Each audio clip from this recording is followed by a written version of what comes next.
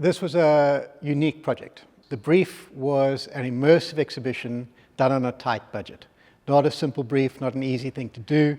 We went to Formula D because we wanted something that was going to be technologically unique, that was in keeping with the ethos of the museum as a cutting-edge modern museum. And we delivered an audioscape exhibition using sets generated by AI.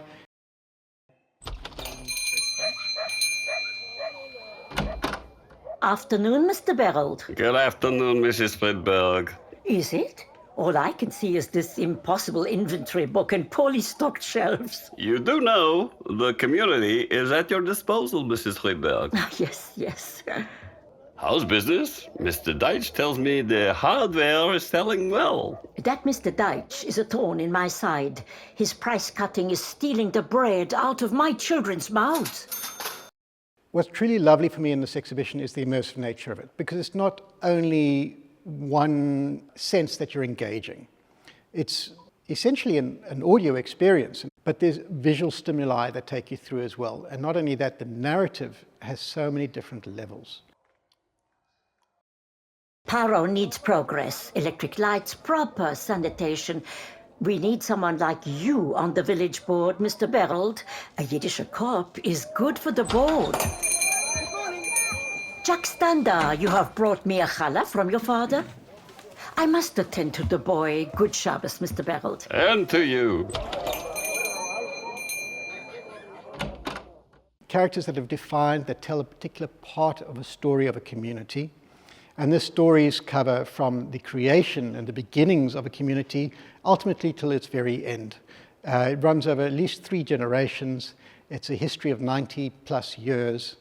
And as one goes through and listens to each one of these little vignettes or stories in these little sets generated by AI, you really get a sense of place and time and what people at those times would have experienced, I think, to a certain degree. It allows you to really lose yourself for a while and engage with what life must have been like for these people.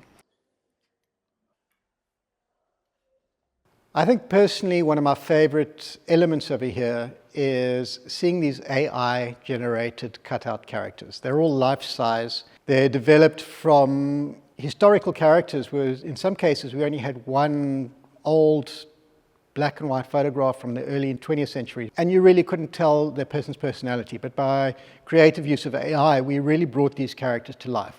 We gave them color and personality and feel.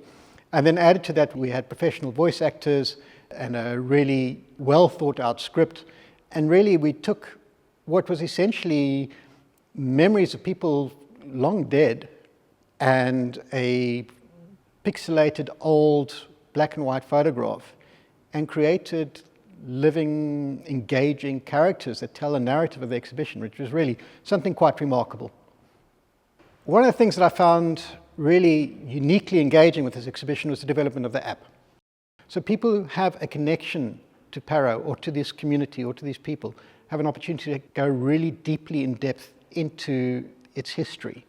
So with these actual interviews, these recollections of this nostalgia of people who are actually part of the community, speaking about their memories, it really connects to people who knew them or can remember that time and era. And also similarly with the maps. They can track memories of people and place.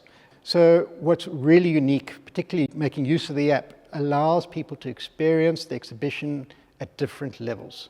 It can be a really simple, surface level experience of an immersive story where people can listen to the scripts and the stories of the people. And then those who want a more in-depth knowledge can really delve into it and have the tools and the ability and the ease to be able to do that. Truthfully, it's a story that is a human story. It's beyond just the Jewish community, it's beyond just the Parow community.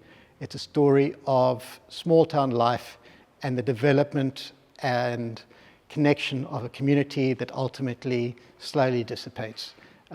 It's nostalgia, it has a little bit of heart sore, it's uplifting, it has a whole gamut of human emotions, really well worth a visit.